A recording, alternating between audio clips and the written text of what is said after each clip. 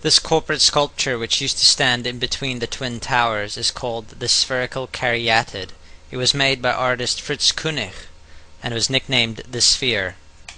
Let's have a quick look at Earth's Consensus library entry about this piece and see what we can learn. We see that Koenig made this thing in Bavaria, the same place where the Illuminati was founded. The most interesting fact about the placement of the sphere at the World Trade Center Plaza has to be that architect and designer of the World Trade Center, Minoru Yamasaki, intended the plaza itself to be a representation of the Grand Mosque of Mecca, the sphere in particular taking the place of the Kaaba. Ralph Ellis posits in his book Jesus Last of the Pharaohs that the sacred black stone, the cornerstone of the cubic Kaaba, might be the Egyptian Benben of Heliopolis. Considering the ovoid shape of the visible part of the black stone, I wouldn't be surprised if Yamasaki's actual intention was for the sphere to represent the black stone, the possible Benben. Some traditions hold that the stone was conic, and that it was the precursor of the obelisk and the pyramid.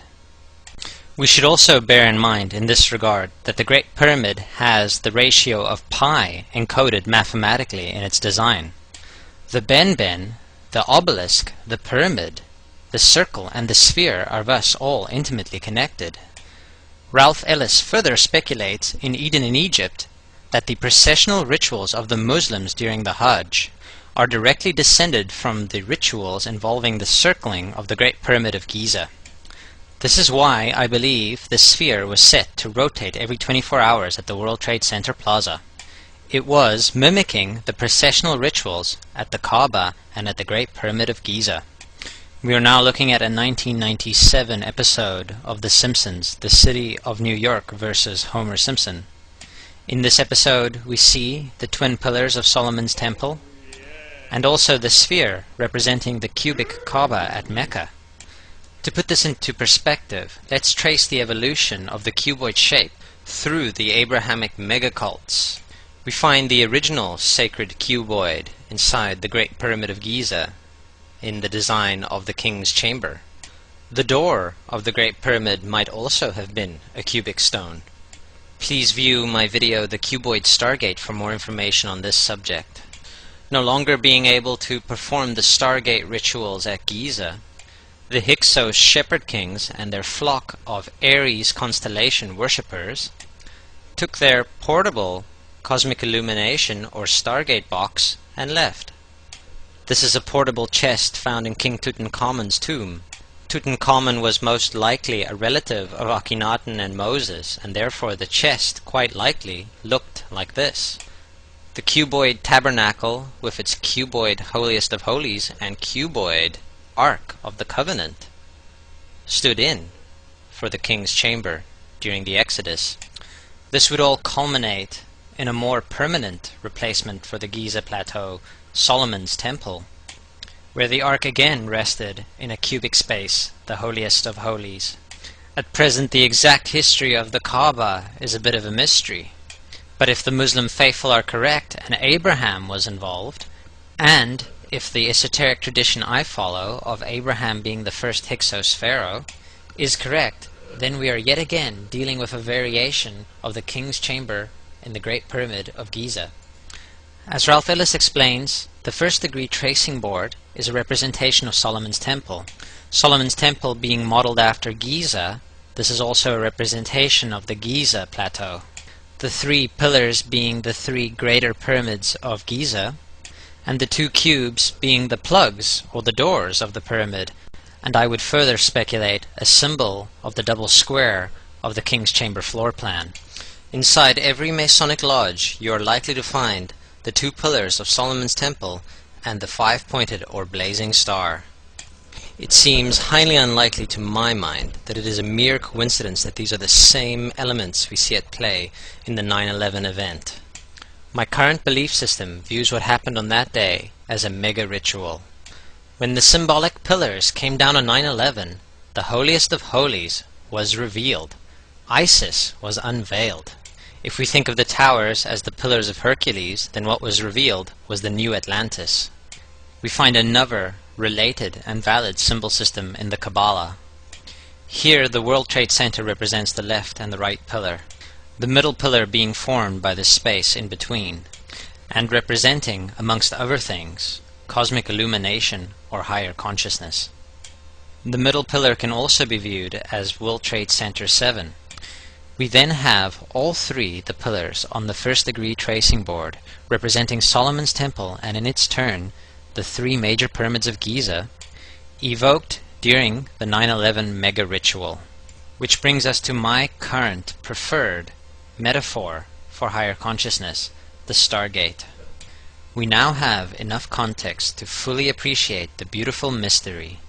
We see Homer Simpson staring down at the concentric circle, bullseye, or target motif very common to symbols of the Stargate, with the sphere right at its heart.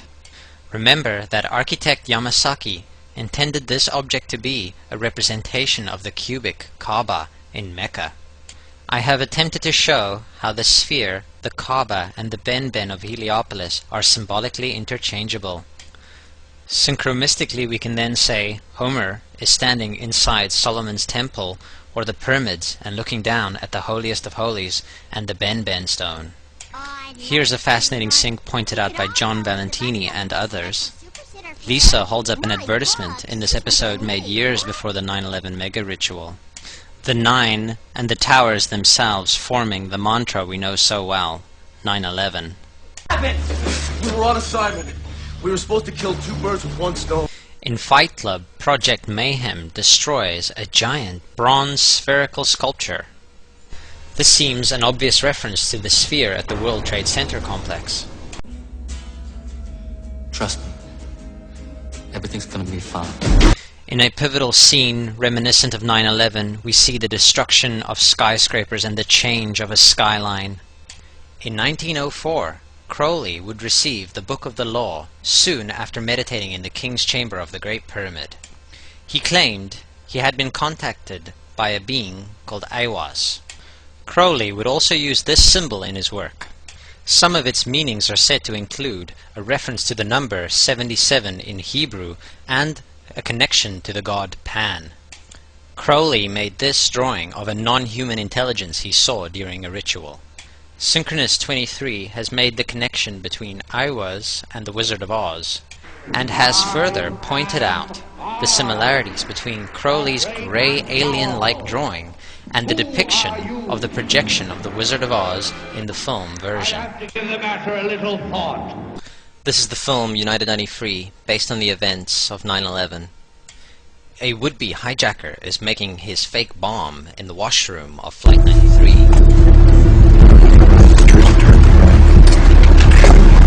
New York was like Emerald City. Yeah, it was beautiful. We just saw a passenger in United 93 explaining to another how beautiful New York was and comparing it to the Emerald City in The Wizard of Oz. The much overlooked theory has been put forward on the internet that when we are looking at George W. Bush, we are actually seeing Aleister Crowley's grandson. I have suggested that this video footage of George W. Bush reading The Pet Goat, coinciding with the start of the 9/11 mega ritual, is in fact a dedication of the 9/11 mega ritual to the great god Pan by Aleister Crowley's grandson. Now things get a little weird. This is the 1978 version of The Wizard of Oz, The Wiz. Again we see the Emerald City connected to New York. On arriving at the end of the yellow brick road, Dorothy and her companions go through the circular portal. Through the door we see 3 pyramids. Behind the pyramid shape, in between the pyramid pillars of the World Trade Center, we see the sphere, the representation of the Kaaba, which we have connected to the Ben and the holiest of holies in Solomon's Temple and the King's Chamber. The inhabitants of Oz dance around the sphere in ritualistic fashion. Fashioned in giant letters over the dome of the sphere, we see the word Oz. Oz, symbols of Pan and ＡQUA. Seen smack at the heart, where the new Aeon was ushered in, and where the Stargate was opened.